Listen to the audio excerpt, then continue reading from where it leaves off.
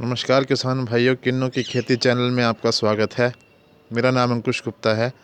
मैंने 2008 में Haryana agriculture university Hisar से एमएससी किया है।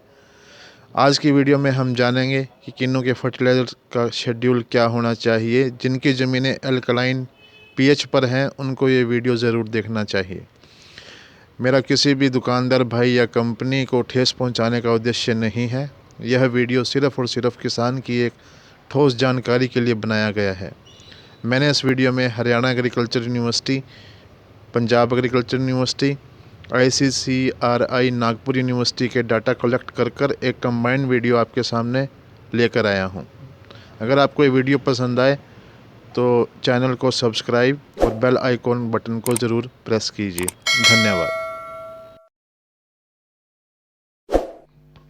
किन्नू का फर्टिलाइज़र निर्धारित करने के लिए बेसिकली हमें न्यूट्रिएंट्स की जानकारी होना बहुत ज़रूरी है। किन्नू के न्यूट्रिएंट्स दो तरीके से विभाजित किए गए हैं, जैसे कि मैक्रो न्यूट्रिएंट और माइक्रो न्यूट्रिएंट। मैक्रो का मतलब ज़्यादा, माइक्रो का मतलब कम। वो न्यूट्रिएंट जो किन्नू या किसी भी प्लांट की वेजिटेटिव ग्रोथ से लेकर रिप्रोडक्टिव स्टेज तक ज़्यादा अमाउंट में यूज़ होते हैं उन्हें मैक्रो न्यूट्रिएंट है, और जो न्यूट्रिएंट इनको मेंटेन करने के लिए यूज़ किए जाते हैं उनको माइक्रो न्यूट्रिएंट की श्रेणी में रखा गया है। मैक्रो न्यूट्रिएंट 6 तरीके के हैं, जैसे nitrogen, phosphorus, potash, calcium, magnesium और सल्फ़र। और माइक्रो न्यूट्रिएंट 8 तरीके के हैं, manganese, iron, copper, boron, zinc, molybdenum, chlorine और निकल। न्यूट्रिएंट की प्लांट को अवेलेबिलिटी करवाने में बहुत सी चीज़ें डिपेंड करती है, जिसमें मुख्य है पीएच। पीएच का मतलब है हाइड्रोजन की क्षमता, या इसे हम हाइड्रोजन की शक्ति भी कह सकते हैं। हाइड्रोजन के अणु किसी भी चीज़ की एसिडिटी या एल्केलिनिटी प्रवृत्ति को निर्धारित करती है। यहाँ हम मिट्टी और पानी के बारे में बात करेंगे। पीएच 0 से 14 तक नापा जाता है।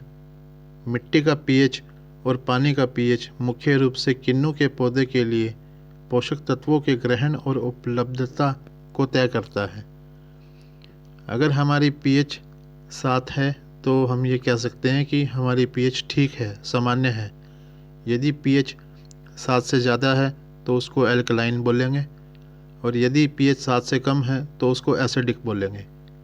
सिरसा एरिया में लगभग जितने भी किन्नू के बाग हैं उनकी पीएच 7 से ज़्यादा ही है। अगर इसका मीन करें तो मूल रूप से पीएच 7.5 से 8.3 के आसपास है, कहीं कहीं पर ज़्यादा भी है। मिट्टी की पीएच ज़्यादा होने के बहुत से कारण हो सकते हैं, जैसे कि पानी हम ट्यूबवेल का लगा रहे हैं या डिग्गी का है, उसकी पीएच क्या है, मिट्टी की एक्जिस्टेंस पीएच क्या है, calcium carbonate, sodium, zinc sulphate, magnesium sulphate, ferrous sulphate, copper sulphate आदि जैसे फर्टिलाइजर्स का अनियमित रूप से प्रयोग करना। हमारे सिरसा क्षेत्र में मुख्य कारण पीएच ज़्यादा होने का कैल्शियम कार्बोनेट की अधिकता को पाया गया है। कैल्शियम कार्बोनेट प्रत्यक्ष या अप्रत्यक्ष रूप से nitrogen, phosphorus, potash, magnesium, manganese, zinc और आयरन की उपलब्धता को प्रभावित करता है।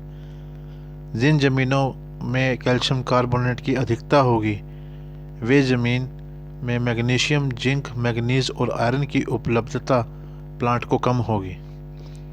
चुनेदार मिट्टी पर पोषक तत्वों का उठाव, cation exchange capacity, TDS, electrical conductivity, सिंचाई करने की प्रक्रिया नमक पर निर्भर करता है। आगे की स्लाइड में हम हर पोषक तत्व के बारे में खास तौर पर बात करेंगे। मृदा विश्लेषण के बाद जिन प्रमुख पोषक तत्वों की चर्चा करने की आवश्यकता होगी वे हैं nitrogen, phosphorus, potash, magnesium, manganese, iron and calcium और सल्फ़र। लेकिन यहाँ हम सिर्फ और सिर्फ NPK की ही बात करेंगे, क्योंकि ये हम ऑलरेडी डिस्कस कर चुके हैं। जिन ज़मीनों में अल्कलाइनिटी है उन ज़मीनों में मैग्नीशियम, मैग्नीज, जिंक, आयरन की उपलब्धता पौधे को कम है। फर्टिलाइज़र का ठीक तरीके से शेड्यूल समझने के लिए ये 3 स्लाइड्स अति आवश्यक है। पहली स्लाइड नाइट्रोजन की है। नाइट्रोजन सबसे महत्वपूर्ण न्यूट्रिएंट है हमारे किन्नों की प्लांट की ग्रोथ के लिए, वेजिटेटिव ग्रोथ के लिए, फ्रूट प्रोडक्शन के लिए, फ्रूट क्वालिटी के लिए और फ्लावरिंग के लिए। हमारी किन्नू की जड़ें जो है नाइट्रोजन 2 फॉर्म में लेती है। पहली है अमोनियम, दूसरी है नाइट्रेट। नाइट्रिफिकेशन एक ऐसा प्रोसेस है जो अमोनियम को नाइट्रेट में बदलने की प्रक्रिया को बोलते हैं। जैसे कि हमने यूरिया या डीएपी का छिट्टा मारा है, तो डीएपी के अंदर जो नाइट्रोजन है वो पहले अमोनियम में कन्वर्ट होगा और अमोनियम बाद में नाइट्रेट में कन्वर्ट होगा। इसे नाइट्रिफिकेशन बोलते हैं। अमोनियम वाष्पीकरण, अब जैसे यूरिया और डीएपी का जो छिट्टा मारा है, अब वो अमोनिया गैस में भी कन्वर्ट हो सकता है और होता भी है। उस हानि को हम अमोनियम वाष्पीकरण या अमोनियम वोलेटिलाइजेशन की प्रक्रिया बोलते हैं। यदि हमारे ज़मीन का पीएच ज़्यादा है तो नाइट्रिफिकेशन भी ज़्यादा होगा, और यदि हमारी ज़मीन का पीएच ज़्यादा है या ज़मीन एल्कलाइन है तो अमोनियम वोलेटिलाइजेशन भी ज़्यादा होगा। फर्टिगेशन के तुरंत बाद यूरिया और डीएपी मिलानी चाहिए और इसके बाद फ्लड इरिगेशन करना चाहिए। ये इसलिए कहा गया है, यदि हम यूरिया और डीएपी को छिट्टा मारकर उसे वैसे ही 5 से 7 दिन के लिए छोड़ देंगे, ज़मीन की पीएच हमारी ऑलरेडी ही ज़्यादा है, तो अमोनियम वोलेटिलाइजेशन ज़्यादा होगा। इसका मतलब सीधा सा ये है कि नाइट्रोजन हमारे प्लांट को कम अवेलेबल होगा। अगर नाइट्रोजन हमारी ज़मीन में ज़्यादा है तो पोटेशियम भी हमारी ज़मीन में ज़्यादा होगा, लेकिन प्लांट उस पोटेशियम को ले नहीं पाएगा। हमारे क्षेत्र में कई जगह पर नाइट्रोजन ज़्यादा पाया गया है लेकिन पोटेशियम कम पाया गया है, ये भी पॉसिबल है। मुख्य रूप से नाइट्रोजन हम अपने बाग में एन फॉर्म के द्वारा दे सकते हैं। जैसे यूरिया के अंदर नाइट्रोजन 48% है, डीएपी में नाइट्रोजन 18% और फॉस्फोरस 46% है। अमोनियम सल्फेट में नाइट्रोजन 21% और सल्फ़र 23% है। और बहुत से एनपीके जैसे 12-32-16, 24-24-0, 12-61-0, 17-44-0, इनमें भी नाइट्रोजन 12%, 24%, 12% और 17% है। इस स्लाइड में देखिए आप, एनपीके के आगे 12-32-16 लिखने का मतलब ये है, एन मतलब नाइट्रोजन 12%, पी मतलब फॉस्फोरस 32%, के मतलब पोटाश 16%। वैसे ही 24-24-0 का मतलब है एन नाइट्रोजन 24% और फॉस्फोरस 24%, पोटाश 0। 12-61-0 का मतलब है नाइट्रोजन 12%, फॉस्फोरस 61% और पोटाश 0। 17-44 का मतलब है 17% नाइट्रोजन, 44% फॉस्फोरस और पोटाश 0। फॉस्फोरस की बात की जाए तो फॉस्फोरस के लिए सबसे अच्छी पीएच 6.5 मानी गई है। इसका मतलब ये है कि हमारी प्लांट को फॉस्फोरस अगर हमारी ज़मीन की पीएच 6.5 है तो अच्छे से मिलेगी। फॉस्फोरस के बहुत से रोल हैं हमारे प्लांट में, जैसे कि फोटोसिंथेसिस, कार्बोहाइड्रेट का बनना टूटना, प्लांट में एनर्जी बनाए रखना, फ्रूट की क्वालिटी, फ्रूट की क्वांटिटी, प्रोडक्शन और प्लांट को स्ट्रेस से दूर रखना। चुनेदार मिट्टी या अल्कलाइन सोयल में जो फर्टिलाइज़र्स हमने नीचे डाला है वो नियमित आधार पर लागू किया जाना चाहिए, ज़रूरी नहीं लगातार आधार पर। इसका मतलब ये है कि जो डीएपी और एसएसपी हम फरवरी के अंदर यूज़ करते हैं वो कुछ परसेंटेज में हम बाद में भी यूज़ कर सकते हैं। इसका पता हमारी सोयल एनालिसिस और लीफ एनालिसिस, जो कि मई में करवानी होती है लीफ एनालिसिस, उसके आधार पर हम फॉस्फोरस की अवेलेबिलिटी को निर्धारित कर सकते हैं। हम यहाँ अब जिन फर्टिलाइज़र्स जो मुख्य रूप से किन्नू के बाग में डाले जाते हैं उनके बारे में बात करेंगे। वे 2 हैं, डीएपी और एसएसपी। डीएपी में फॉस्फोरस 46% है और नाइट्रोजन 18% है, और एसएसपी में फॉस्फोरस 16%, कैल्शियम 20% और सल्फ़र 10 से 14% शामिल है। एचआईयू, पीआईयू और सीसीआरआई नागपुर में एसएसपी और डीएपी की फर्टिलाइज़र्स के रूप में सिफारिश की गई है। नई रिसर्च के अनुसार सीसीआरआई नागपुर यूनिवर्सिटी के अनुसार कुछ अच्छे साइंटिस्ट ने एसएसपी का यूज़ डीएपी के ऊपर बताया है। मतलब जो ज़मीनों की पीएच 7 से कम है उसमें वे एसएसपी की सिफारिश करते हैं, और जिन ज़मीनों का पीएच 7 से ज़्यादा है उसमें वे डीएपी की सिफारिश करते हैं। नाइट्रोजन और फॉस्फोरस के बाद जो तीसरा सबसे महत्वपूर्ण न्यूट्रिएंट हमारे प्लांट के लिए है वो है पोटाश। पोटाश का काम हमारे प्लांट में एंजाइम को सक्रिय करना, कोशिका को विभाजन करना, फोटोसिंथेसिस या प्रकाश संश्लेषण को बनाना, प्रकाश संश्लेषण को नियमित रूप से चलाना, ओस्मो रेगुलेशन और फलों का रस का संचार करना, ये सब पोटाश के रोल हैं।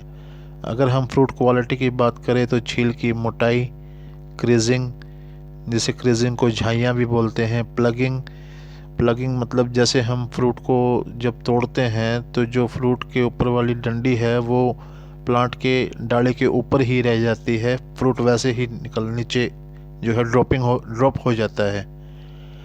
हमारे एरिया में पोटाश कुछ हद तक ज़्यादा ही है। अगर पोटाश की ज़रूरत हमें पड़े तो अल्कलाइन ज़मीनों में एसओपी को एमओपी से बेहतर बताया गया है, क्योंकि ये क्लोराइड मुक्त होता है। पंजाब एग्रीकल्चर यूनिवर्सिटी लुधियाना से किन्नू और माल्टा में जो खाद की सिफारिश की गई है वो हम इस स्लाइड में समझने की कोशिश करेंगे। इस स्लाइड में हमें दिख रहा है एज ऑफ ट्री, प्लांट की उम्र क्या है, गोबर की खाद कितनी देनी है, नाइट्रोजन कितना देना है, यूरिया, फास्फोरस और सिंगल सुपर फॉस्फेट। एग्जाम्पल लेते हैं हम 3 साल के प्लांट के लिए। तो 3 साल का अगर किन्नू का पौधा है हमारा तो उसमें 30 किलो गोबर की खाद, नाइट्रोजन 330 ग्राम प्योर फॉर्म में। अगर यूरिया में उसको कैलकुलेशन करेंगे प्योर नाइट्रोजन के हिसाब से, क्योंकि पिछली स्लाइड्स में हमने देखा है 1 किलो यूरिया में 460 ग्राम नाइट्रोजन प्योर होता है, तो उसी हिसाब से 330 ग्राम नाइट्रोजन अगर हमें पूरे साल में प्योर फॉर्म में देना है तो उसके लिए 720 ग्राम यूरिया पर्याप्त रहेगी। सेकंड एग्जांपल हम जैसे लेते हैं 6 साल के बाग के लिए। तो यदि हमारा किन्नू का प्लांट 6 साल का है तो उसके लिए 1 साल में 60 किलो गोबर की खाद, 660 ग्राम नाइट्रोजन, यूरिया में अगर उसको कन्वर्ट करें परसेंटेज के हिसाब से तो 1440 ग्राम पूरे साल के लिए यूरिया और 330 ग्राम फास्फोरस। अगर एसएसपी 16% है उसको अगर कैलकुलेट करेंगे तो 2 किलो 50 ग्राम फास्फोरस एसएसपी के रूप में दी जानी चाहिए। यदि 8 साल का बाग है तो फिर वैसे ही 80 किलो गोबर की खाद, 880 ग्राम नाइट्रोजन, यूरिया में कन्वर्ट करने के बाद पूरे साल के लिए 1920 ग्राम यूरिया, 440 ग्राम प्योर फास्फोरस। अगर हम उसको एसएसपी में कन्वर्ट करते हैं तो 2750 ग्राम एसएसपी बनती है। अब देखिए किसान भाइयों, जिनके बाग 8 साल से ज़्यादा हैं, जैसे कोई 12 साल का है या 15 साल का है, तो उसकी गोबर की खाद तो हम 20 किलो 30 किलो बढ़ा सकते हैं, लेकिन यूरिया और फास्फोरस की उतनी ही जाएगी जो इस स्लाइड में मेंशन है। इसका सीधे तौर पे एग्जांपल हम अपनी लाइफ से ले सकते हैं। आदमी की एज बढ़ने के बाद उसका खाना उतना ही रहता है, सेम ऐसे किन्नू और माल्टे के प्लांट में अप्लाई होगा। जैसे जैसे आदमी की एज बढ़ती है, खाना उसने 2 या 3 रोटी ही खानी होती है, वैसे ही किन्नू में 10 या 12 साल या 15 साल का जो किन्नू का प्लांट है उसके अंदर नाइट्रोजन और फास्फोरस इसी हिसाब से जाएंगे। लेकिन अगर किन्नू के प्लांट के अंदर फल क्विंटल है या 1.5 क्विंटल इस साल हमने लिया है तो उसी हिसाब से नाइट्रोजन और फास्फोरस कम और ज़्यादा हमें करना होगा। अब इसका शेड्यूल जान लेते हैं कि ये खाद कौन से समय में हमें एक साल में देनी है। दिसंबर के दौरान पूरे की पूरी गोबर की खाद हमें पर प्लांट किन्नू के हिसाब से, एज के हिसाब से डाल देनी चाहिए। नाइट्रोजन की खुराक को 2 विभाग में विभाजित करेंगे। पहली नाइट्रोजन की खाद हम फूल आने से पहले, यानी कि जैसे फरवरी 15 से लेकर 20 तक 25 तक डाल सकते हैं, और दूसरी फ्रूट सेटिंग के बाद जैसे कि अप्रैल और मई। नाइट्रोजन की पहली खुराक के साथ सारी की सारी फॉस्फोरस की खाद हमें डालनी है। उपरोक्त पोषक तत्वों की मात्रा फल खनन के अनुसार बदल सकती है। इसे माइनिंग भी कह सकते हैं। अब जैसे मान लीजिए आपने 4 साल के प्लांट के अंदर अगर हम बात करें तो 1400 ग्राम सुपर दे दिया और उसी हिसाब से हमने नाइट्रोजन दे दिया, और फ्रूट हमने 70 या 80 किलो लिया है, तो अगले साल जब वो 5 वर्ष का हो जाएगा, फरवरी के अंदर हम खाद 550 ग्राम नाइट्रोजन की बजाय उसको 570 ग्राम पूरे साल के लिए कर देंगे, और फॉस्फोरस 275 ग्राम प्योरिटी जो हमें देनी है उसकी बजाय हम उसे 300 ग्राम कर देंगे। तो उसी हिसाब से जो सुपर है वो 80 से 90 ग्राम हमारी बढ़ जाएगी, और जो यूरिया है वो 50 से 60 ग्राम हमारी बढ़ जाएगी। कुछ किसान भाई डीएपी और यूरिया का प्रयोग करते हैं किन्नू की एज ए फर्टिलाइज़र। इस स्लाइड में हम जानेंगे डीएपी के साथ यूरिया कितनी देनी चाहिए प्रति वर्ष किन्नू के प्लांट के हिसाब से। एग्जाम्पल लेते हैं 4 साल के बाग के लिए। 4 साल के बाग के लिए 220 ग्राम प्योर फॉर्म में फॉस्फोरस की रिक्वायरमेंट है। अब हमें पता है डीएपी के अंदर 18% नाइट्रोजन और 46% फॉस्फोरस होता है, तो उसी हिसाब से 220 ग्राम यदि हमें पूरे साल में फॉस्फोरस 4 साल के प्लांट को देना है तो डीएपी बनेगी उसके लिए 480 ग्राम। अब 480 ग्राम में डीएपी में 18% के हिसाब से नाइट्रोजन भी है, तो हमारी नाइट्रोजन इसमें मिलेगी प्लांट को 86 ग्राम। 4 साल के प्लांट के लिए नाइट्रोजन की आवश्यकता हमें 440 ग्राम है, 86 ग्राम हम ऑलरेडी डीएपी से उसे दे चुके हैं, तो हमारी बची हुई नाइट्रोजन है 354 ग्राम, और यूरिया में उसे कैलकुलेट करेंगे तो वो आएगी 740 ग्राम। एक और एग्जांपल पे समझते हैं। अगर हमारा बाग 6 साल का है तो उसके लिए फॉस्फोरस की रिक्वायरमेंट रहेगी 330 ग्राम। डीएपी के कैलकुलेशन करने के बाद 720 ग्राम डीएपी। अब 720 ग्राम डीएपी में 130 ग्राम प्योर नाइट्रोजन जा चुका है, और हमें देना कितना है 660 ग्राम। तो जो हमारा बैलेंस नाइट्रोजन रह गया वो है 530 ग्राम, और 530 ग्राम नाइट्रोजन को यदि हम यूरिया में 48% के हिसाब से कन्वर्ट करेंगे या कैलकुलेट करेंगे तो वो आएगा हमारा 1100 ग्राम प्रति वर्ष। अब देखिए ये नाइट्रोजन और फॉस्फोरस जो हमने डीएपी और यूरिया के रूप में दिया है, ये हर साल किन्नू का खनन या जिसे माइनिंग भी कहते हैं, क्योंकि आपने यूरिया और डीएपी दिया 5 साल के बाग को, मान लेते हैं 5 साल के बाग को आपने जो है 600 ग्राम डीएपी दे दिया पूरे साल में, और 920 ग्राम से किलो आपने यूरिया दे दिया, और उससे फ्रूट ले लिया हमने 80 किलो या 90 किलो प्रति वर्ष।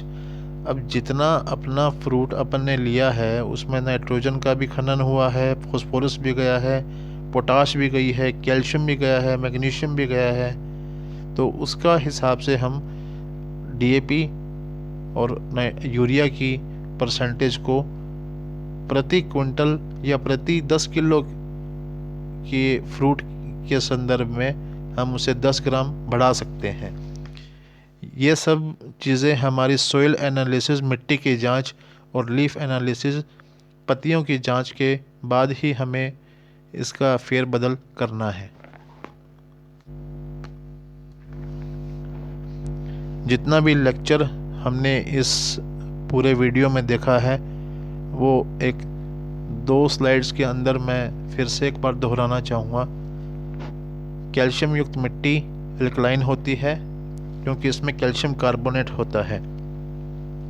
किन्नू में NPK, मैग्नीशियम, मैग्नीज, जिंक और आयरन की उपलब्धता तब कम हो जाती है जब मिट्टी कैल्शियम कार्बोनेट सांद्रता वजन के हिसाब से लगभग 3% से अधिक बढ़ जाती है।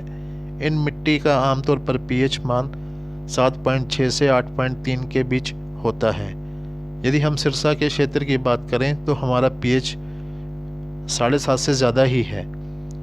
तो मैं किसान भाइयों से अनुरोध करूंगा कि मिट्टी की जांच फर्टिलाइज़र डालने से पहले करवाकर अपनी कैल्शियम कार्बोनेट की अमाउंट को जान लेना ठीक होगा। उसी हिसाब से हम अपने किन्नों का फर्टिलाइज़र इस साल के लिए तय कर पाएंगे। अमोनिया वोलेटिलाइजेशन से बचने के लिए जो भी हमने जैसे यूरिया या डीएपी देना है, उनको मिट्टी में डालने के बाद, निराई गुड़ाई के बाद तुरंत सिंचाई करनी चाहिए ताकि अमोनिया वोलेटिलाइजेशन कम से कम हो। जैसे कि हमने पिछली स्लाइड में देखा है, पीएच जहाँ ज़्यादा होता है वहाँ अमोनिया वाष्पीकरण भी ज़्यादा होगा और नाइट्रिफिकेशन भी ज़्यादा होगा। चूनेदार मिट्टी पर लगाया गया फॉस्फोरस फर्टिलाइज़र समय के साथ कम घुलनशील होता है और वह किसी और फॉर्म में चेंज हो जाता है। इसलिए फॉस्फोरस की उपलब्धता को निरंतर बनाए रखने के लिए फॉस्फोरस फर्टिलाइज़र को नियमित रूप से डालना चाहिए। ये ज़रूरी नहीं है कि यह बार बार हो। सोइल एनालिसिस निकालने योग्य पी के परिणाम को निर्धारित करने में उपयोगी है। समय के साथ फॉस्फोरस मिट्टी परीक्षणों में अंतर मिट्टी फॉस्फोरस उपलब्धता को संचय या हानि का संकेत देता है। लीफ एनालिसिस सिट्रस तेज के लिए आपूर्ति के रूप में मिट्टी की फॉस्फोरस की प्रभावशीलता का आकलन कर सकता है और इसका उपयोग फॉस्फोरस फर्टिलाइजर्स आवेदन की आवश्यकता का आकलन करने के लिए किया जाना चाहिए। 5th और 6th नंबर का यही मतलब है कि हमें सोयल और लीफ की एनालिसिस के बाद ही फॉस्फोरस का फर्टिलाइज़र डिसाइड करने में हेल्प हो सकती है। कैल्शियम युक्त मिट्टी मतलब कैल्केरियस सोयल या एल्कलाइन सोयल पर लगाए गए बाग को संतोषजनक पोषण के लिए मैग्नीशियम और पोटेशियम फर्टिलाइज़र के सामान्य स्तर से ऊपर भी आवश्यकता हो सकती है। अल्कलाइन सोयल के अंदर क्या है, मैग्नीशियम और पोटेशियम की उपलब्धता और अवेलेबिलिटी प्लांट के लिए कम होती है, तो इसलिए डिमांड जो है पोटाश की और मैग्नीशियम की, जो हमें लीफ एनालिसिस या पत्तों पर क्लोरोसिस के माध्यम से जो दिखेगी, तो उसमें हम मैग्नीशियम नाइट्रेट या पोटेशियम नाइट्रेट का नीचे डालने की बजाय स्प्रे में अधिक प्रभाव होने के कारण उसको स्प्रे में यूज़ करेंगे। जिन ज़मीनों में कैल्शियम ज़्यादा है उसमें जिंक और मैग्नीज की कमी बनी रहती है। कुछ किसान भाई जिंक और मैग्नीज अल्कलाइन ज़मीनों में नीचे डालने के इच्छुक हैं। मैं यहाँ कहना चाहूँगा, अगर पीएच हमारी 7 से ज़्यादा है तो जिंक और मैग्नीज की अवेलेबिलिटी हमारे प्लांट को कम रहेगी, तो बेटर ये है कि आप चिलेटेड फॉर्म में जिंक और मैग्नीज का स्प्रे करें, वो अधिक प्रभावशाली रहेगा। मिट्टी में अगर एसिडिटी का रूप, अगर जैसे ज़मीन अगर आपकी अल्कलाइन है और अगर आप उसको एसिडिक में कन्वर्ट करना चाहते हैं तो सबसे बढ़िया है सल्फ़र। आप एलिमेंटल सल्फ़र का यूज़ कर सकते हैं या फिर बेंटोनेट सल्फ़र उसके लिए ठीक रहेगा। धन्यवाद किसान भाइयों। यदि आपको मेरा वीडियो पसंद आया हो तो मेरे सब्सक्राइब करिए और बेल आइकॉन बटन को प्रेस कीजिए। यदि और कोई जानकारी मुझसे इस वीडियो में आपने पूछनी हो या मेरे द्वारा रह गई हो तो आप मेरे व्हाट्सएप नंबर पर कभी भी कांटेक्ट कर सकते हैं। धन्यवाद।